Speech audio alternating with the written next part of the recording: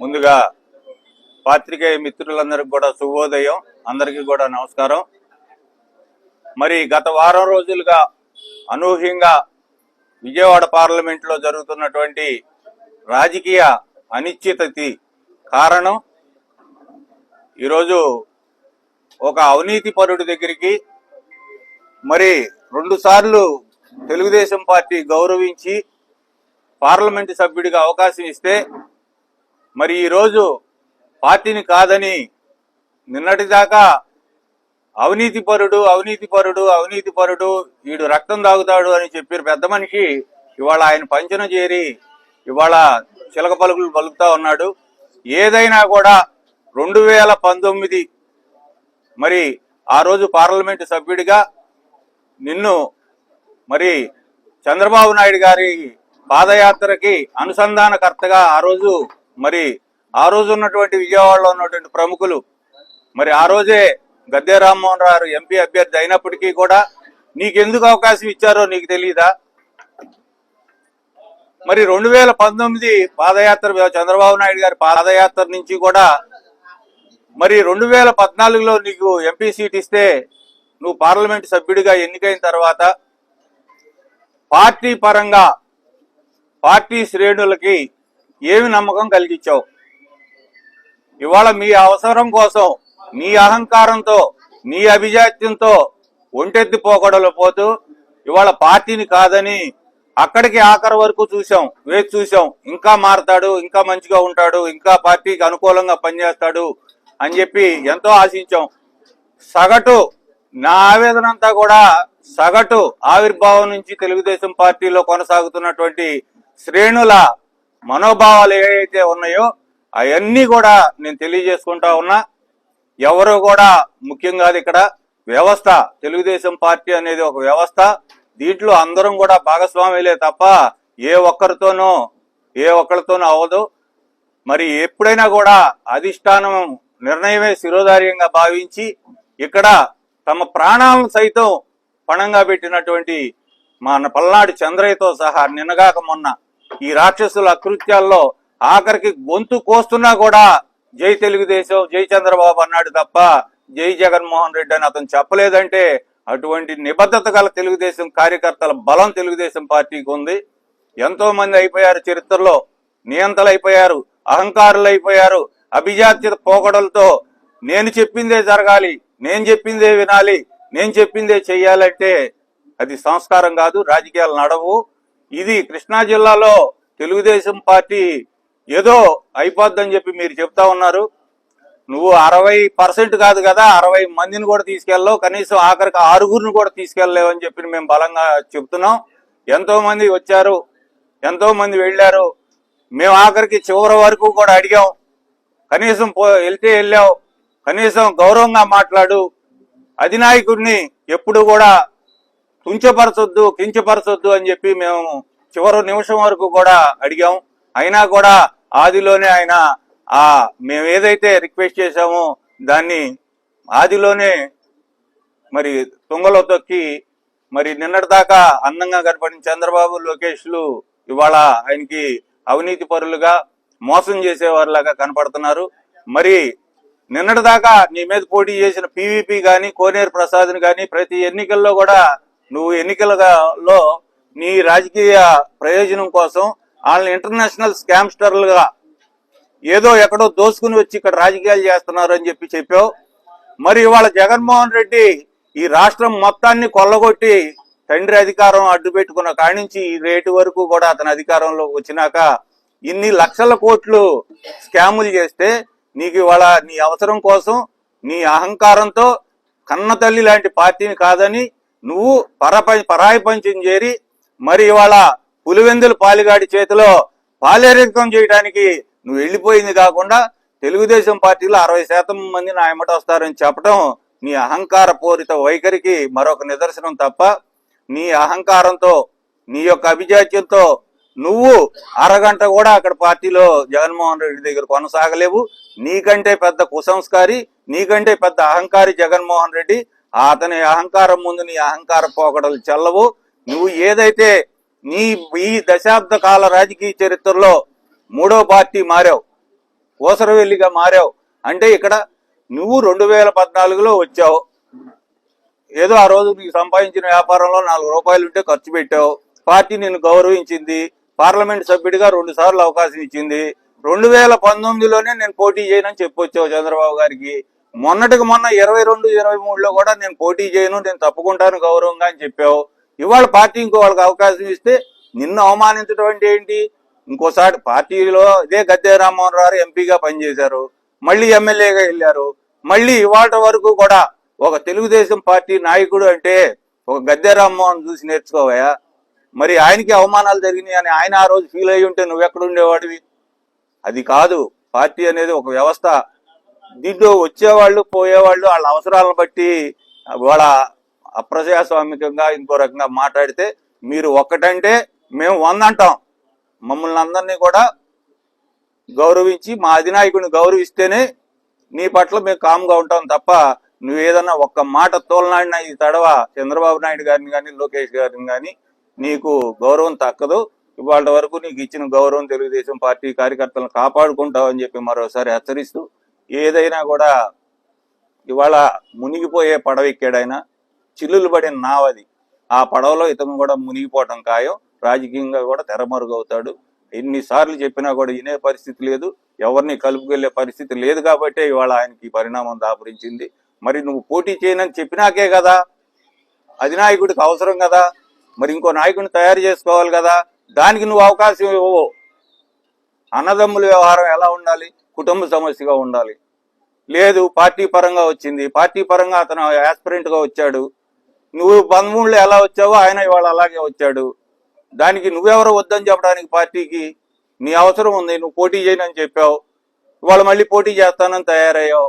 ఇది పద్ధతి కాదు, ఇది కరెక్ట్ కాదు. రాజకీయాల్లో ఇది సంస్కారం కూడా అనిపించుకోదు. అంటే నీకు పదవి మీద మోజు ఉంటే ఆ రోజు చంద్రబాబు నాయుడు గారు చెప్పిన మాట వినాల్సింది. నువ్వు ఈ 10 సంవత్సరాల రాజకీయ జీవితంలో పార్లమెంటు సభ్యుడిగా తెలుగుదేశం పార్టీ కార్యక్రమాల్లో ఎన్నిట్లో పాల్గొన్నావు? తెలుగుదేశం పార్టీకి అతి ముఖ్యమైన కార్యక్రమాలు ఎన్టీ రామారావు గారి జయంతి, వర్ధంతి, వీటిలో ఎప్పుడు పాల్పంచుకున్నావు? ఎన్నిసార్లు పాల్పంచుకున్నావు? ఎన్ని కార్యక్రమాలకు వచ్చావు? ఈ 10 సంవత్సరాల్లో నిర్వహించిన మహానాడుల్లో ఎన్ని వేదికల మీద నువ్వు ప్రసంగించావు? అదేమంటే నాకు అవకాశం ఇవ్వలేదంటావు, అదేమంటే నాకు ఆహ్వానం రాలేదంటావు. ఇవన్నీ పద్ధతి కాదు. అయినా కూడా నిన్ను ఆఖరి నిమిషం వరకు కూడా చంద్రబాబు నాయుడు గారు తెలుగుదేశం పార్టీ భరించింది. అవన్నీ కూడా నువ్వు అతిక్రమించావు. నీకు ఇచ్చిన గౌరవం నువ్వు కాపాడుకోలేదు. ఇప్పుడైనా సరే మళ్ళీ మళ్ళీ హెచ్చరిస్తున్నావు, నువ్వు ఒకటంటే మేము 100 అంటాం.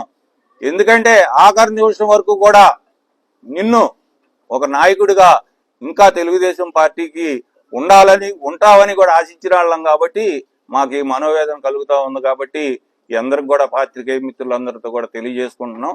అంతే తప్ప దీంట్లో వేరే ఇది లేదు. కృష్ణా జిల్లాలో 60% ఖాళీ చేస్తావా నువ్వు? నీ వల్ల కాదు కదా, చాలా మంది అయిపోయారు చరిత్రలో, వాళ్ళ వల్ల ఎవరి వల్ల కూడా కాలేదు. తెలుగుదేశం పార్టీ అనేది ఎన్టీ రామారావు గారు స్థాపించిన పార్టీ. ఈ పార్టీలో మరి ఆఖరి శ్వాస వరకు మరి ఉండే కార్యకర్తలే ఉంటారు తప్ప నీలాగా పదవులు ఆశించిన వాళ్ళు ఎవరు కూడా శాశ్వతంగా ఉన్న దాఖలాలు లేదు. ఆయారాం గయారాంలు వస్తూ ఉంటారు, పోతా ఉంటారు. ఇక్కడ కార్యకర్త శాశ్వతం. కార్యకర్తే తెలుగుదేశం పార్టీకి సర్వస్వం.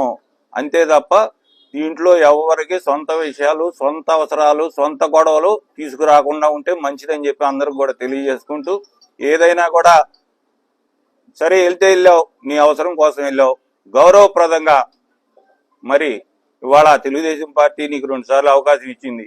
గౌరవంగా ఉంటే మేము కూడా గౌరవంగా వ్యవహరిస్తాం. నువ్వు అగౌరవంగా అధినాయకుడిని మాట్లాడితే మేము ఖచ్చితంగా సహించేది లేదు. మేము తెలుగుదేశం పార్టీకి నిబద్ధత కలిగిన కార్యకర్తలు. సగటు కార్యకర్త ఆవేదనే నేను చెప్పే మాటలు కూడా ఇవాళ ప్రస్ఫుటించినవి తప్ప ఇదేం రాజకీయ ప్రసంగం కాదు. నాకు రాజకీయ అవసరాలు అంతకన్నా లేవు. నేను ఏ రోజు పదవి ఆశించలేదు. ఒక కార్యకర్తగా ఉండటానికే నేను ఎప్పటికీ ఇష్టపడతానని చెప్పి మీ అందరికి కూడా తెలియజేసుకుంటూ, మరి ఇవాళ అన్నదమ్ములు తాగాదా అంటున్నావు, నా కుటుంబంలో చిచ్చు పెట్టారంటున్నావు, నీ పక్కన తిరిగారు కొనకల నారాయణరావు. అన్నదమ్ములు ఎలా ఉండాలో వాళ్ళని చూసి నేర్చుకోవయా? అన్నదమ్ములు ఎలా ఉండాలో మన జగ్గపేట శాసనసభ్యుడు శ్రీరామ్ తాతయ్య గారి కుటుంబాన్ని చూసి నేర్చుకోవయా? ఇది కాదా పద్ధతి? తమ్ముడికి పదవి ఇస్తే ఏమవుతుంది? నీ అహంకారం దెబ్బతిన్నది ఏముంది ఇక్కడ? నీకు అవకాశం ఇవ్వలేదు ఆ రోజు గద్దె గారిని కాదని పార్టీ. ఆ రోజు చంద్రబాబు నాయుడు దేవుడా, ఇవాళ దెయ్యమా? తప్పు నాని, సర్దిద్దుకో, ప్రవర్తన మార్చుకో, 10 కాలాల పాటు ఉంటావు ప్రజల్లో. అంతేగాని పిచ్చి మాటలు మాట్లాడితే ఎంతో మంది చరిత్రలో కలిసిపోయారు, వాళ్ళలో నువ్వు ఒకడవుతావు అని చెప్పి తెలియజేసుకుంటావు. ఈ యొక్క తాజా రాజకీయ పరిస్థితుల నేపథ్యంలో మనమందరం చూస్తా ఉన్నాం.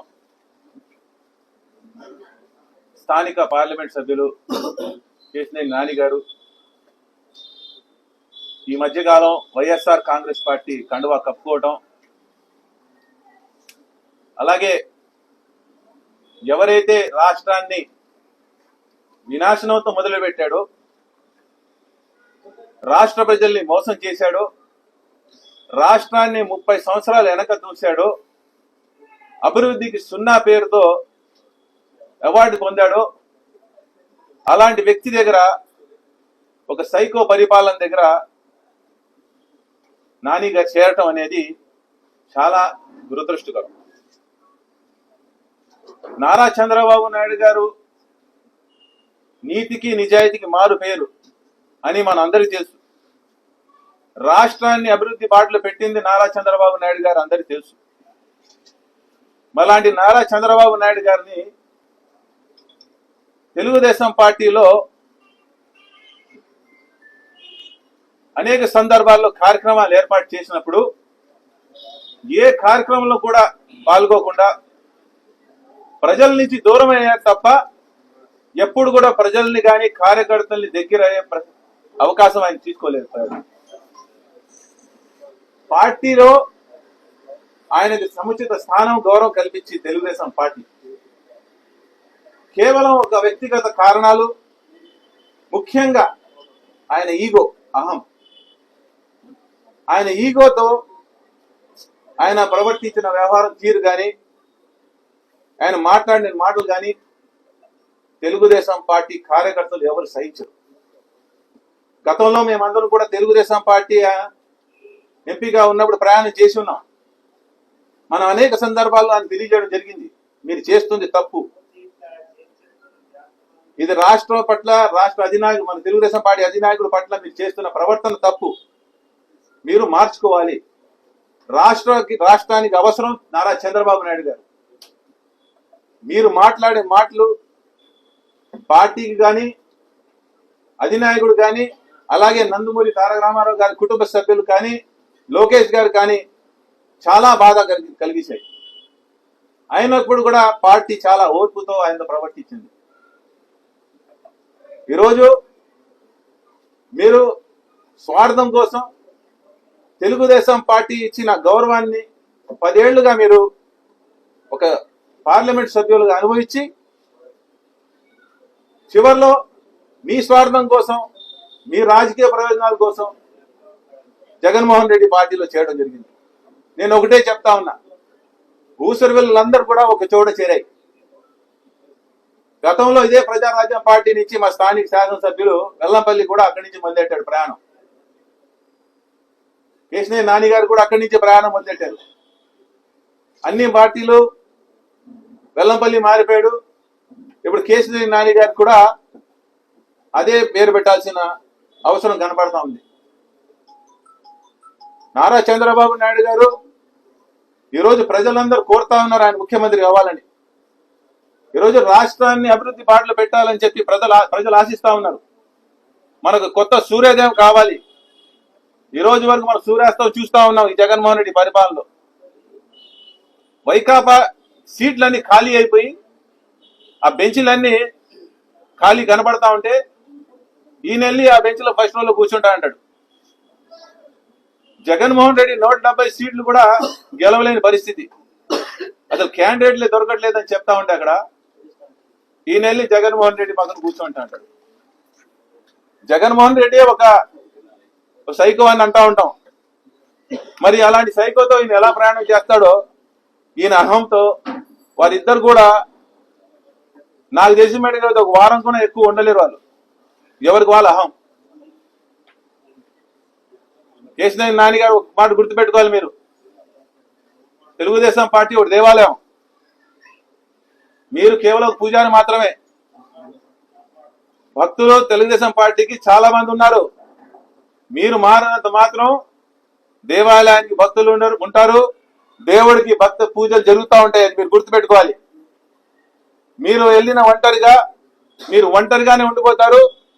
రేపు జరగబోయే ఎలక్షన్ లో తప్పనిసరిగా మిమ్మల్ని ఓటమి చేస్తామని చెప్పి తెలుగుదేశం పార్టీ పశ్చిమ నియోజకవర్గం తరఫున కార్యకర్తలందరూ కూడా ఏకతాటి మీద ఉంటున్నాం. కాబట్టి నిన్న మేమందరం కూడా నారా లోకేష్ గారి దగ్గర వెళ్ళి మా మద్దతు అంతా తెలుగుదేశం పార్టీకి ఉంటుంది, మేమందరం కూడా తెలుగుదేశం పార్టీకి నమ్ముకున్నాం, తెలుగుదేశం పార్టీ మమ్మల్ని అందరూ నమ్ముకుంది, ఎట్టి పరిస్థితుల్లో తల్లి లాంటి తెలుగుదేశం పార్టీని వదులుకునే ప్రసక్తే లేదని చెప్పి గౌరవనీయులు తెలుగుదేశం పార్టీ రాష్ట్ర అధ్యక్షులు అచ్చెన్నాయుడు గారిని అలాగే నారా లోకేష్ గారిని కూడా మేమందరం కూడా కలవడం జరిగింది.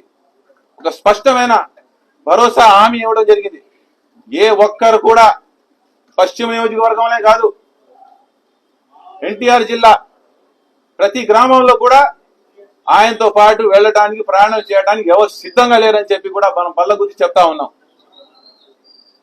ఎట్టి పరిస్థితుల్లో రేపు వచ్చే పార్టీ తెలుగుదేశం పార్టీ.